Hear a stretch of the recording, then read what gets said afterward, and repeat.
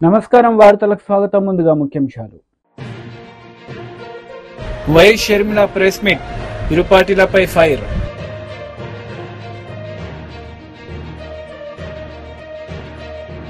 మంత్రి Komatireddy Venkatareddy press meet, పలు అంశాలపై వివరణ. వైఎస్ షర్మిలారెడ్డి ప్రెస్ మీట్ నిర్వహించారు. ఈ సందర్భంగా పలు అంశాలపై ఆమె మాట్లాడారు. కేవలం నెల రోజుల ముందు సర్వే చేస్తే Congress party vote share between 6 to 7% ఉంది. దాన్ని మేము కష్టపడి పనిచేస్తే నేనే స్వయంగా 64 కాన్స్టిట్యుయెన్సీల్లో క్యాంపెయిన్ చేయడం కూడా జరిగింది.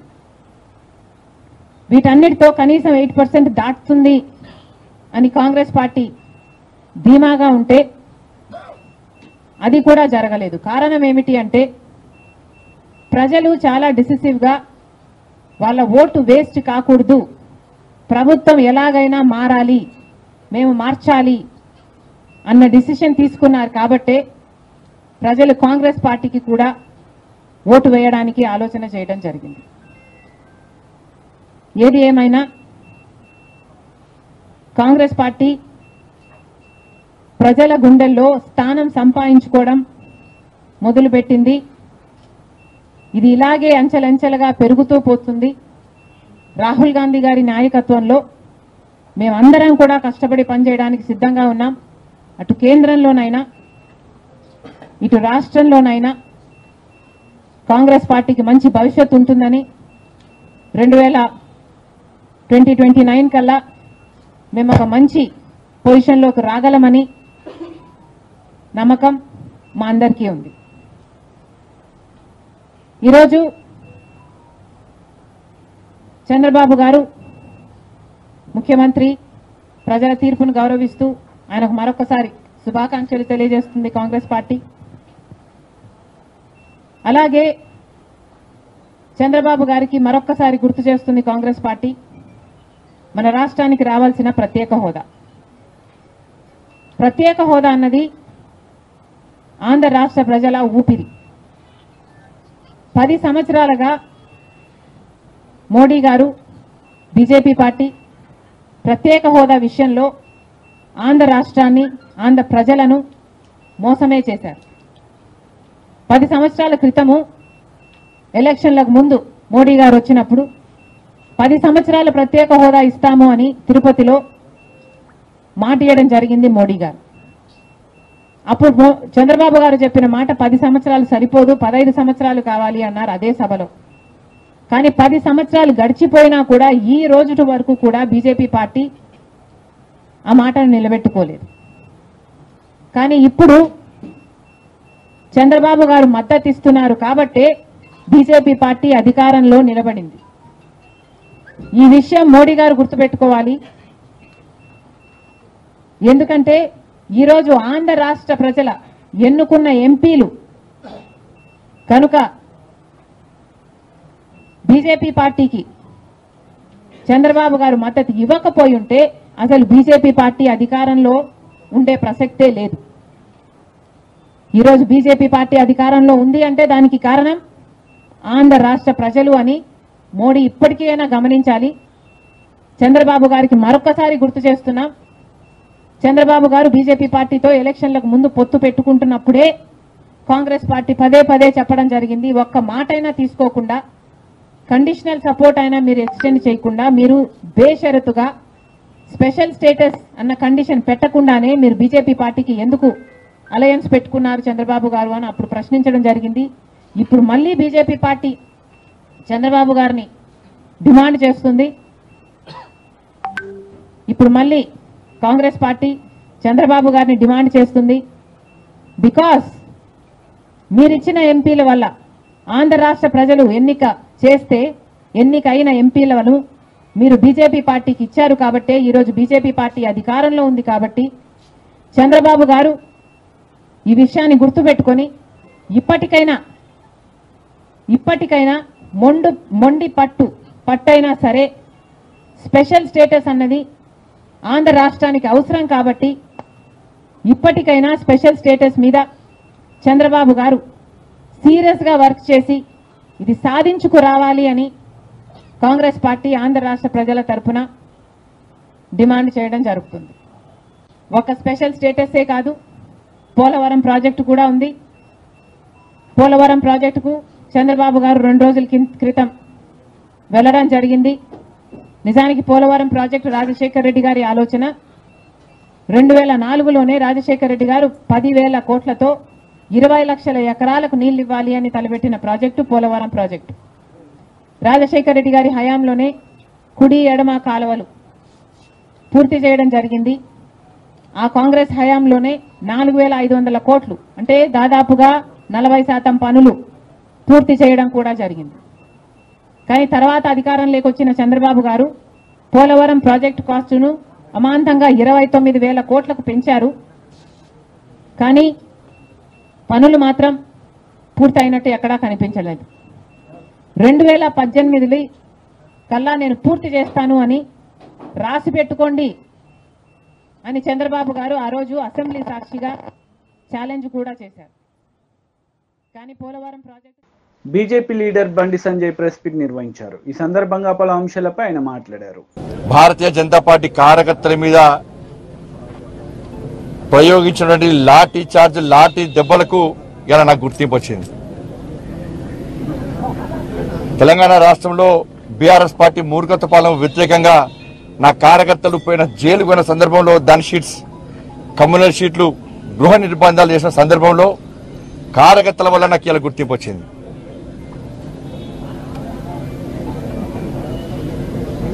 వాళ్ళ అనేక మంది నాయకులు కార్యకర్తలు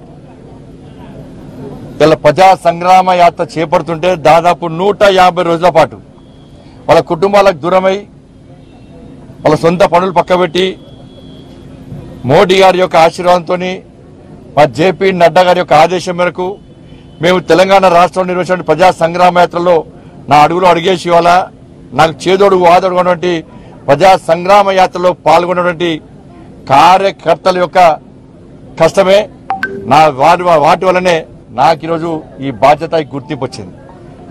అందుకే ఇది కార్యకర్తలకు అంకితం. ఈ బాధ్యత కూడా ఈ పదవి కూడా కార్యకర్తలకు అంకితం. ఆ రోజు కార్యకర్తలు అంత అగ్రెసివ్గా కొట్టాడుకుంటే, కార్యకర్తలు జైలుకు పోకుంటే, కార్యకర్తలు లాఠీ దెబ్బలు తినకుంటే, కార్యకర్తలు రౌడీ షీట్లు భరించకుంటే ఈరోజు వాస్తవానికి గుర్తింపు నాకు వచ్చేది కాదు. కాబట్టి కార్యకర్తల యొక్క కష్టార్జితం వల్లనే ఈరోజు నాకు ఈ గుర్తింపు వచ్చింది.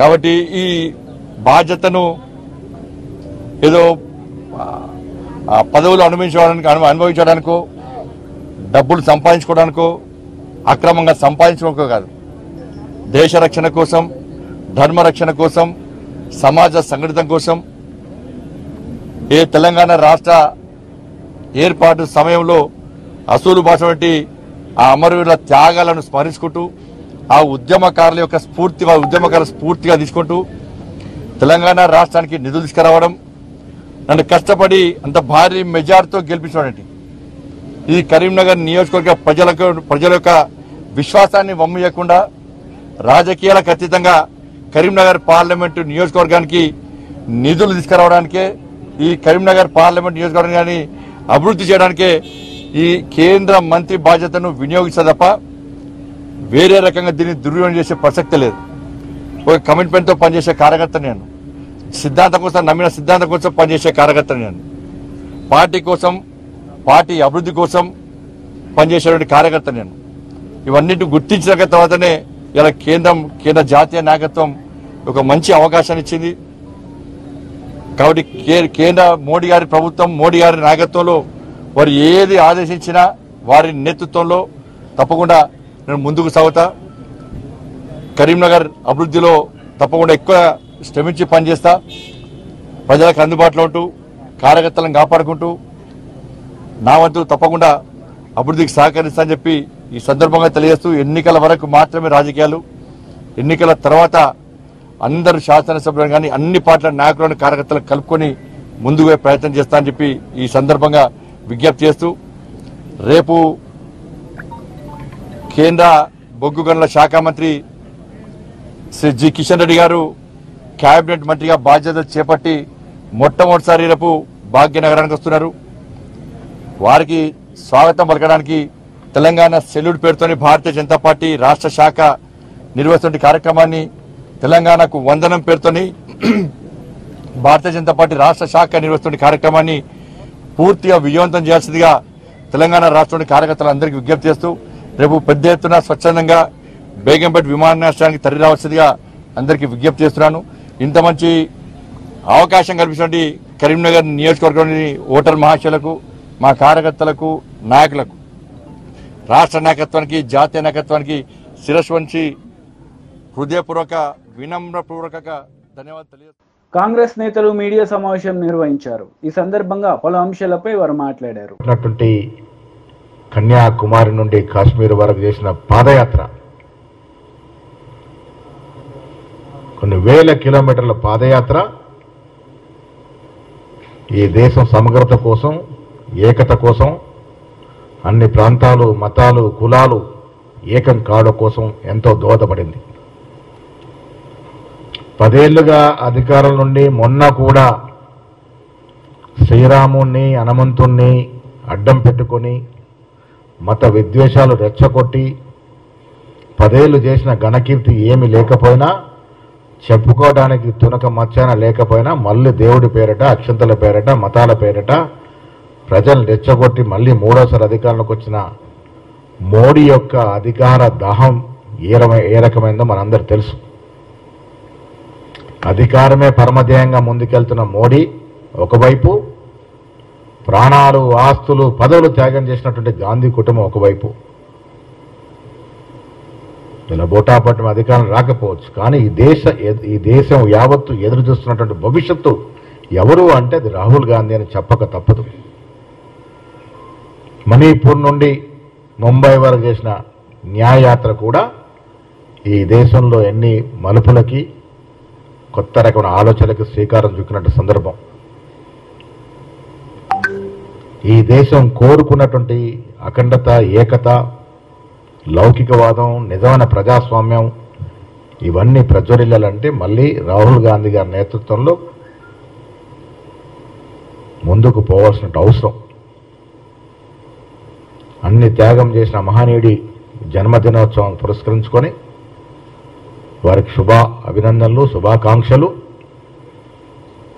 భగవంతుడు వారికి ఆయురారోగ్యాలు ఇచ్చి ఈ దేశం నడపడానికి అవసరమైనటువంటి సకల దీవెనలు వారికి ఇవ్వాలని, వారి నేతృత్వం ఈ దేశం భవిష్యత్తు పోసుకోవాలని మంత్రి కోమటిరెడ్డి వెంకటరెడ్డి ప్రెస్ మీట్ నిర్వహించారు. ఈ సందర్భంగా పలు అంశాలపై ఆయన మాట్లాడారు. ఇలా డిఫరెంట్ కంపెనీస్ కి ఇప్పుడు వస్తున్న ఆర్టిఫిషియల్ ఇంటెలిజెన్స్ వాళ్ళ కంపెనీస్ కు అక్కడ ల్యాండ్స్ అలాట్ చేయడం, చుట్టూ హైదరాబాద్ ఇన్వెస్ట్మెంట్ హబ్గా చేయాలని చెప్పి దాన్ని పూర్తి చేయాలని, దాంతోపాటు మిగిలిన సమస్యలు, ట్రాఫిక్ సమస్యలు, హైవేలో రోడ్ సేఫ్టీ మీద సైన్ బోర్డ్స్ ఏర్పాటు చేయడం. హైదరాబాద్ విజయవాడ జాతీయ రహదారి చూస్తే భయం అవుతుంటది. హై స్పీడ్ పోయే లేన్లో లారీలు ఓవర్లోడ్ ట్రక్స్ పోతుంటాయి, లెఫ్ట్కి వెళ్ళి కారు పోతుంటది. Actual high speed left first lane లో ఉండాలి, అంటే చిన్నది. సడన్ గా లారీ రోడ్ లెఫ్ట్కి వస్తుంది, ఆ టైంకు కార్ రోడ్ లెఫ్ట్కి వచ్చి లారీ కింద పోతుంది. ఈవెన్ అలాంటి యాక్సిడెంట్ రోజు చూస్తుంటాం మేము. ఆ సైన్ బోర్డ్స్ ఏర్పాటు చేయడం, మన దగ్గర ఉన్న సిఎస్ఆర్ ఫండ్స్ కానీ కొన్ని కంపెనీల ద్వారా, లేకపోతే రోడ్ సేఫ్టీ ఫండ్స్ ఉంటాయి. దాని మీద ముందు హైదరాబాద్ విజయవాడ రోడ్తో పాటు హైదరాబాద్ బెంగళూరు, హైదరాబాద్ నాగ్పూర్ హైవే ఈ రోడ్ చేసుకుంటూ స్టేట్ రోడ్స్ ని ఎన్ని కన్వర్ట్ చేసుకోవాలి, ఎక్కువ కేంద్రంకి వెళ్ళి ఏ విధంగా దాన్ని హైవేస్ మార్చుకోవాలి. రాష్ట్రంలో ఉన్న ఇప్పటికే చిన్న కాంట్రాక్ట్ సంబంధించి కొన్ని డ్యూస్ ఉన్నాయి, అవన్నీ కూడా క్లియర్ చేసి ఈ వర్షాకాలం రాకముందే రోడ్స్ అన్ని కూడా మెయింటైన్ చేయాలని, మొత్తం కూడా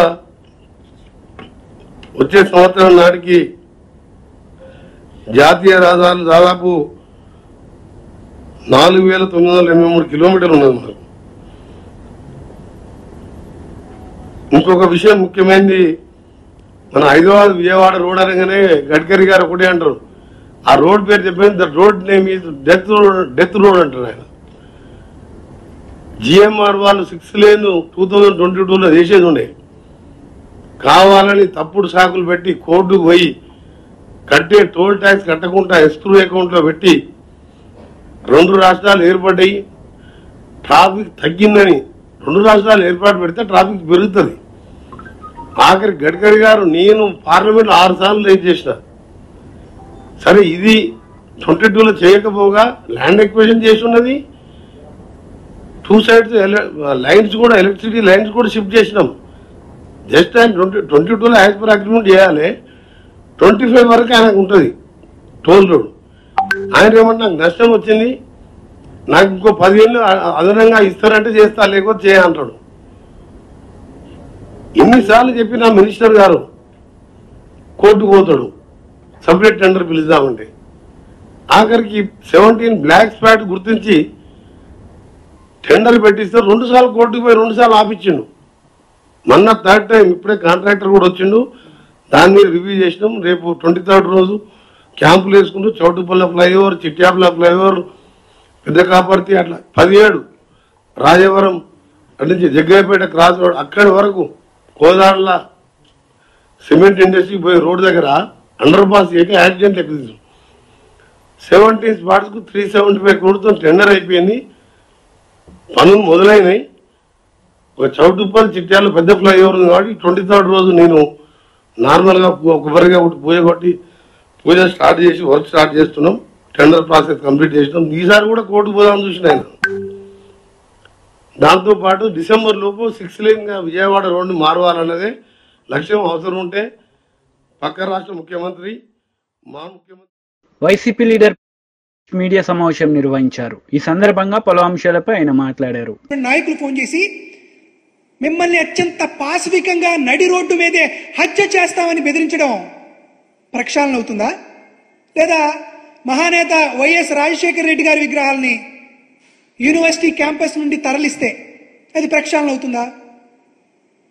తెలుగుదేశం పార్టీ వారిని ఒకటి అడుగుతున్నాను, రాజశేఖర రెడ్డి గారి విగ్రహాలను తొలగిస్తే అది ప్రక్షాళన కిందకు వస్తే, మరి పద్మావతి యూనివర్సిటీలో ఎన్టీ రామారావు గారి విగ్రహం ఉంది కదా, జేఎన్టీయూ అనంతపురంలో ఎన్టీ రామారావు గారి విగ్రహం ఉంది కదా, కుప్పంలో అనేటువంటి ద్రవిడ యూనివర్సిటీలో ఎన్టీ రామారావు గారి విగ్రహం ఉంది కదా, మరి ఇద్దరు మాజీ ముఖ్యమంత్రులే కదా, మరి ఎన్టీఆర్ విగ్రహాన్ని కూడా తొలగించాలి కదా. మాజీ ముఖ్యమంత్రులు విగ్రహాలు క్యాంపస్లో ఉంటే వారికి గౌరవప్రదంగా చూసుకోవాలి, కానీ వాటన్నిటినీ తొలగించడం మీ ప్రక్షాళన కింద వస్తుందా అని అడుగుతున్నా. దీంతో పాటు అసలుకి వర్సిటీలని రాజకీయ వేదికలుగా ఉపయోగించుకుంది ఎవరు? చంద్రబాబు నాయుడు కాదా? నారా లోకేష్ కాదా? ఈరోజు వైస్ ఛాన్సలర్ పోస్టుల గురించి మాట్లాడుతున్నారు. చంద్రబాబు నాయుడు గారు ముఖ్యమంత్రిగా ఉండగా ఆంధ్రప్రదేశ్ రాష్ట్రంలో ఉన్నటువంటి వీసీలు ఎవరు? వారి దగ్గర ఉండేటువంటి కీలకమైనటువంటి రిజిస్ట్రార్లు ఎవరు? ఒకసారి మీరు గమనించండి. ఆంధ్ర యూనివర్సిటీలో నాగేశ్వరరావు అనేటువంటి ఒక బీసీ సామాజిక వర్గానికి చెందిన వారిని చంద్రబాబు నాయుడు వీసీగా ప్రమోట్ చేశారు. మరి అక్కడ ఉన్నటువంటి రిజిస్ట్రార్ ఏ సామాజిక వర్గం? మీ వారు కాదా? తెలుగుదేశం పార్టీకి అంటగారిన వారు కాదా? అదేవిధంగా జేఎన్టీయూ కాకినాడలో రామలింగరాజుని వీసీగా అపాయింట్ చేశారు. కానీ అప్పుడు అధికారం చలాయించింది ఎవరు? ఏపీపీఎస్సీ చైర్మన్గా ఉన్నటువంటి ఉదయభాస్కర్ కాదా? ఆయన సామాజిక వర్గం ఏంటి? ఆయన ఎవరికి అంటగాగారు?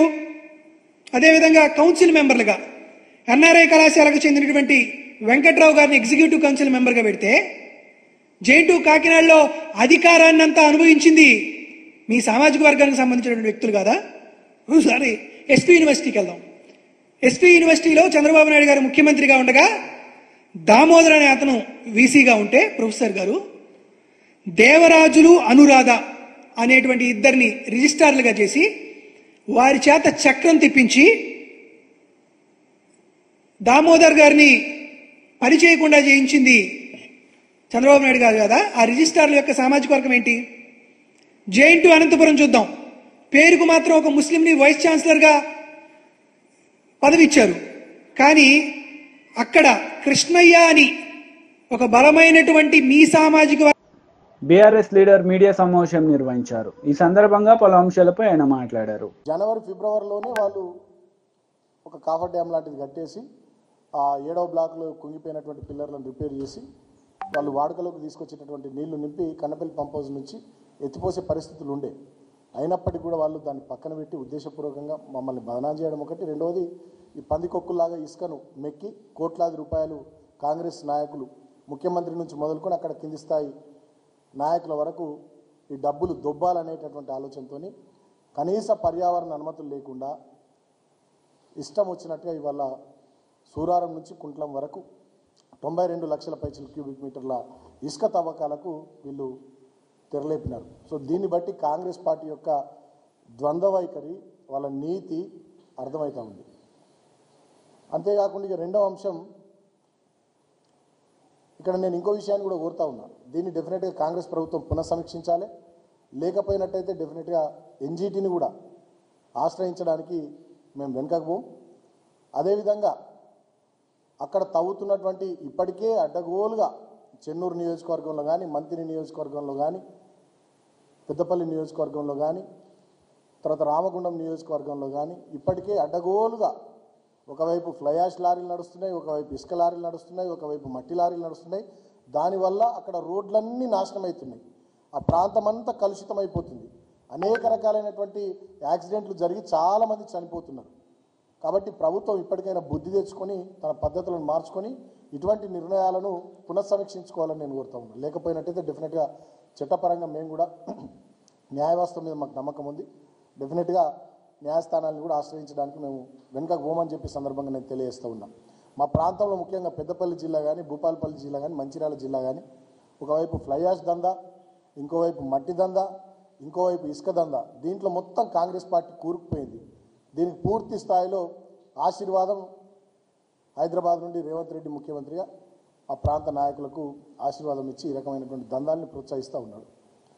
ఒకవైపు ఏమో మేడిగడ్డ బ్యారేజ్ను కట్టడానికేమో ఆ కుంగిపోయినటువంటి ఆ బ్లాకులు నిర్మించడానికి ఆ సంస్థను ఎవరైతే ఆ ప్రాజెక్ట్ కట్టిరో వాళ్ళతో సమీక్షలు చేసి మాట్లాడి ఆ సంస్థను ప్రోత్సహించి తొందరగా అక్కడ పనులు చేపించే విషయంలో ముఖ్యమంత్రి గారికి శ్రద్ధ లేదు.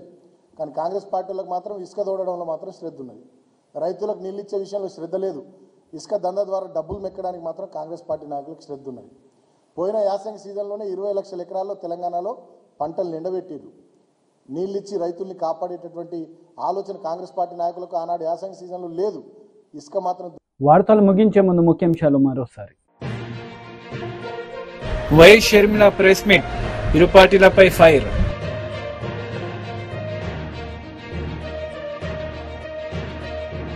మంత్రి కోమటిరెడ్డి వెంకటరెడ్డి ప్రెస్ మీట్, పలు అంశాలపై వివరణ. ఈ వార్తలు ఇంతటితో సమాప్తం. తిరిగి ప్రసారమయ్యే వార్తల్లో మళ్ళీ కలుద్దాం. అంతవరకు సెలవు. నమస్తే.